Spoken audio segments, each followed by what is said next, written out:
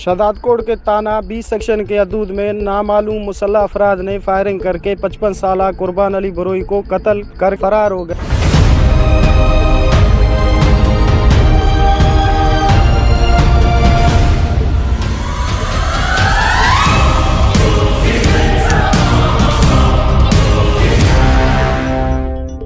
पर पुलिस पहुंचकर लाश को अपने तावील में लेने के बाद सिविल अस्पताल शहदादकोट से जरूरी कार्रवाई के बाद वर्षा के हवाले कर दिया गया। राब्ता करने पर SHO 20 सेक्शन अख्तर अली शेख ने बताया कि वाकया पुरानी दुश्मनी के सबब हुआ है, जबकि पुलिस की जवां कातिलों के जल्द गिरफ्तारियां करके मकतूल के साथ इंसाफ किया जाएगा। दूसरी जानिब लाश घर पहुँचने पर कोहराम मच गया। पाक एशिया न्यूज़ के साथ सिटी रिपोर्टर मुस्तफा बलोच, शहदादकोट।